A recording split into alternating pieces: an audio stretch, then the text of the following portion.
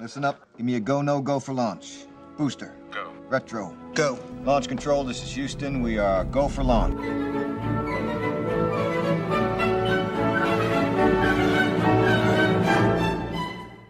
Use the Force, Luke.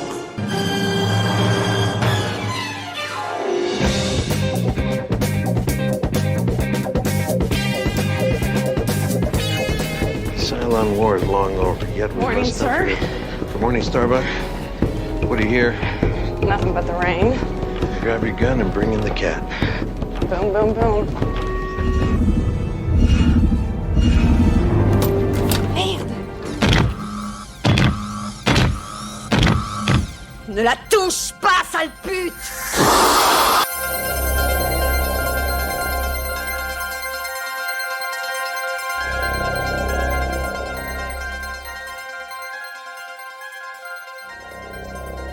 Bonjour à tous, je vous souhaite la bienvenue dans ce nouvel épisode de l'Odyssée de Circé, où nous allons parler du Grand Secret de René Barjavel. Alors je veux d'abord faire un avertissement. Je me suis beaucoup interrogée avant de faire cet épisode, parce que je sais que René Barjavel est controversé, qu'effectivement les relations hommes-femmes telles qu'elles sont décrites dans ses livres ne sont plus acceptables en 2023, que j'ai découvert en faisant des recherches que Ravage avait été publié dans Je suis partout pendant l'occupation. Donc, il y a des questions à se poser.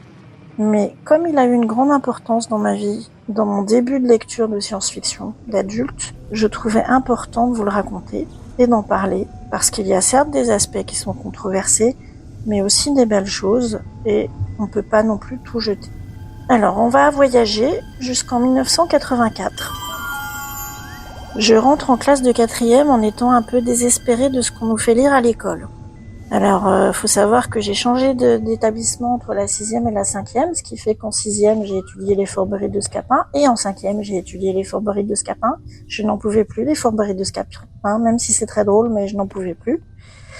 Et puis, on nous faisait lire des trucs que je trouvais ennuyeux, et surtout qui ne me touchaient pas.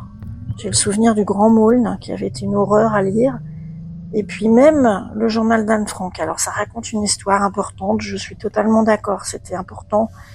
Mais moi, je n'y trouvais pas l'intérêt dans la lecture. Moi, je regardais Temps X à la télé, je regardais Buck Rogers, Galactica, je rêvais d'étoiles.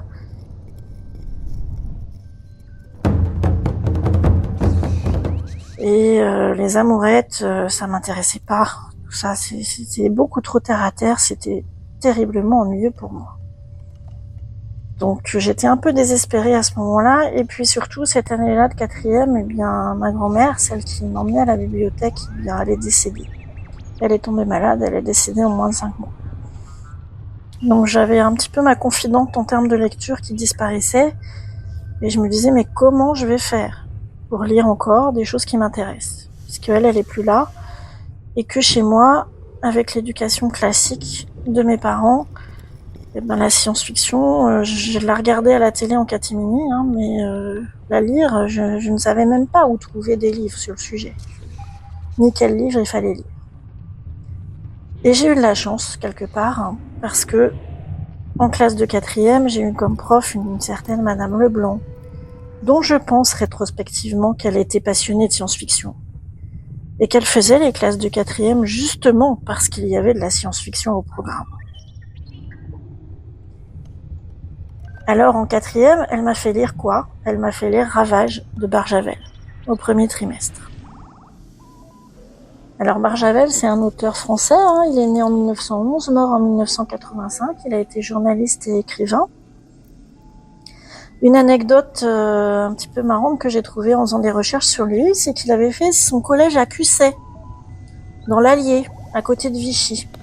Et vous savez ce qu'il y a à Cusset maintenant ? Il y a la convention Génération Star Wars et Science-Fiction. Et quand j'en parle avec les gens qui font la convention, ils savent pas du tout que le premier auteur de science-fiction français, enfin en tout cas un des premiers, a fait ces études-là. Et comme quoi les voies de la force sont impénétrables. Alors Ravage, c'est une histoire assez intrigante. C'est une société qui est toute construite sur l'énergie, la modernité, et du jour au lendemain, il n'y a plus d'électricité. Donc c'est l'histoire d'un effondrement et ça devient post-apocalyptique. Je l'ai pas relu depuis très longtemps, parce que j'ai pas envie de lire des effondrements en ce moment du tout. Donc, en tout cas, ce que je me suis dit en le lisant à cet âge-là, c'est enfin autre chose que ce qu'on m'a fait lire avant. C'est différent, ça me plaît, ça m'intéresse. Et surtout, cette prof, elle a vu que là, j'accrochais. Et elle a vu aussi ma détresse pour trouver des livres qui me plaisaient. Et elle m'a prêté, pendant cette année de 4e, toute sa bibliothèque.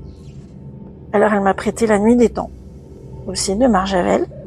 Alors, c'est assez drôle parce qu'elle me l'a prêté, puis après, elle l'a relu, puis elle est venue me voir en me demandant si j'étais choquée. Non, j'étais pas choquée. C'est une histoire d'amour incroyable. J'étais pas choquée du tout. Non. Elle m'a prêté Les Chroniques martiennes de Ray Bradbury. Elle m'a aussi prêté La Planète des singes de Pierre Boulle.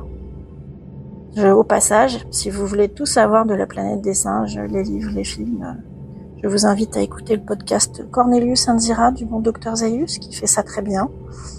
Vous avez beaucoup d'épisodes, moi j'ai pas encore tout fini, et donc je n'en parlerai pas, parce qu'il le fait déjà très bien.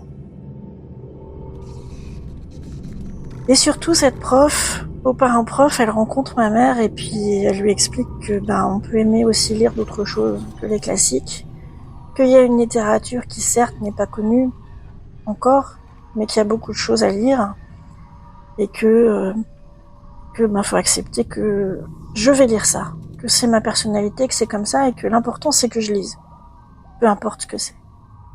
Et pour ça, je peux la remercier parce qu'elle a débloqué une situation dans ma famille. Elle m'a permis après de m'inscrire à la bibliothèque municipale cette fois-ci et de dévorer d'autres auteurs, et sans aucun jugement de ma famille. Donc c'est quelque chose que je lui en suis reconnaissante à tout jamais. Elle nous a aussi beaucoup lu de nouvelles de science-fiction, dont une que j'aimerais bien retrouver si quelqu'un sait ce que c'est. C'est l'histoire d'un monsieur qui est sous un dôme, en fait, en craignant la guerre nucléaire. Il avait fait construire un dôme autour de sa maison. Un jour, il pense que ça va être l'apocalypse nucléaire, il s'enferme sous le dôme, et puis plusieurs années après, le dôme disparaît, je ne sais plus pour quelle raison, et il s'aperçoit que la vie a continué en dehors du dôme. Alors je ne sais pas ce que c'est que ce récit, si quelqu'un le sait. Et puis elle nous a aussi lu, mais ça j'en parlerai une autre fois, une nouvelle particulière qui a été tirée d'un recueil qui s'appelle Les Nouvelles de l'Antimonde, de Georges Langelan. Mais ça j'en parlerai une autre fois, c'est du teasing. Alors pendant plein d'années, je vais découvrir tous les auteurs de science-fiction classique, mais ça, on y reviendra dans d'autres épisodes, et j'oublie Barjavel. Donc une amie m'a demandé si j'avais lu Le Grand Secret de Barjavel. Et effectivement, c'était un livre de Barjavel que je n'avais pas lu, dont je n'avais pas eu connaissance. Alors Le Grand Secret, qu'est-ce que ça raconte ? C'est l'histoire de Jeanne, une femme médecin, qui est arrivée à un moment dans sa vie, tombe éperdument amoureuse de Roland. Roland qui fait de la recherche sur le cancer à l'Institut Gustave Roussy. Ils vivent une extraordinaire histoire d'amour, et du jour au lendemain, Roland disparaît. Roland disparaît mystérieusement sans laisser aucune trace, et son laboratoire à l'Institut Gustave Roussy est détruit par un incendie. Alors Jeanne se demande ce qui se passe, essaye de le retrouver, mène une enquête à travers le monde et se rend compte qu'un certain nombre de laboratoires ont disparu par le feu. Il y a plusieurs personnes qui ont disparu également et que leurs laboratoires ont été détruits. Elle va se mener une enquête à travers le monde pour essayer de retrouver Roland. Et cette enquête va l'amener à croiser, ça a été écrit en 73, un certain nombre de dirigeants du monde. Et ce que je trouve assez intéressant, c'est que ça permet de mettre un peu comme dans Forrest Gump, de mettre un autre angle de vue sur des événements historiques. C'est-à-dire que, après avoir lu Le Grand Secret, vous regarderez pas pareil les reportages sur les voyages du Pandit Nehru dans le cadre des pays non alignés, le Premier ministre de l'Inde. Vous regarderez plus certains événements avec De Gaulle ou Nixon de la même manière, puisqu'ils ont quelque part été recadrés, revus dans le cadre de l'histoire.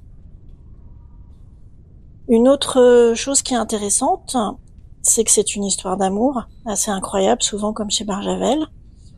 Il y a une réflexion sur le devenir de l'humanité. Je vous dévoile pas le grand secret, mais c'est vraiment une réflexion sur ce que l'homme, en tant que tel, va devenir. Il y a aussi un certain militantisme dans le livre. Il y a une scène d'accouchement avec Jeanne qui prend ça en main avec des techniques d'accouchement sans douleur. Alors ça fait écho à un film dont Barjavel a écrit les dialogues qui s'appelle Le cas du docteur Laurent. Le cas du docteur Laurent, c'est l'histoire d'un jeune médecin qui débarque dans un village et qui essaye d'appliquer des méthodes d'accouchement sans douleur et qui se voit attirer les foudres de tout le village avec même un signalement au Conseil de l'ordre. C'était déjà à l'époque un film militant, donc là, il reprend un peu cette idée dans Le Grand Secret en 1973. Donc je vous invite à le lire, c'est aussi un page-turner, c'est-à-dire qu'au départ, vous allez vous prendre au jeu à essayer de comprendre cette histoire et quel est ce grand secret donc que je ne vais pas vous dévoiler. Alors par contre, je ne vous invite pas du tout à regarder le téléfilm qui a été fait d'après ça. Ça vaut pas la peine.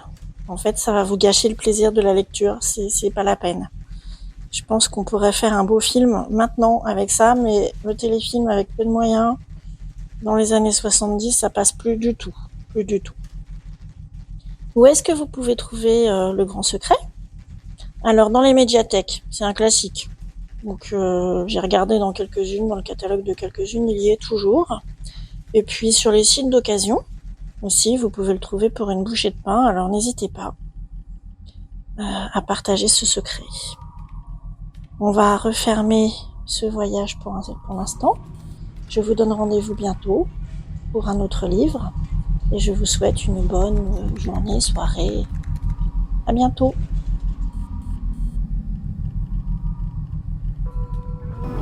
La terrible découverte du savant indien Sri Parampara est un secret jalousement gardé depuis 15 ans. Jeanne Corbet est sur le point de revoir Roland Fournier, l'homme qu'elle aimait, aidé par l'agent secret Samuel Fresne et par son mari, le généreux docteur Corbet, mais dissuadé par les plus hautes autorités de l'État. Jeanne a mené ses recherches en Amérique du Sud, où elle a retrouvé puis reperdu Fresne, en Grande-Bretagne, où la reine elle-même l'a reçu, en Bavière, où elle a été victime d'une machination, en Inde enfin, où l'a rejointe Annie, la fille de Roland. Grâce à un informateur, elle a pu retrouver un ancien pilote, devenu un cet homme, qui lui a parlé de Baramba. Mais Annie, la fille de Roland, a disparu à son tour. De nouveau sur la brèche, Jeanne enquête aux États-Unis. Elle sera conduite enfin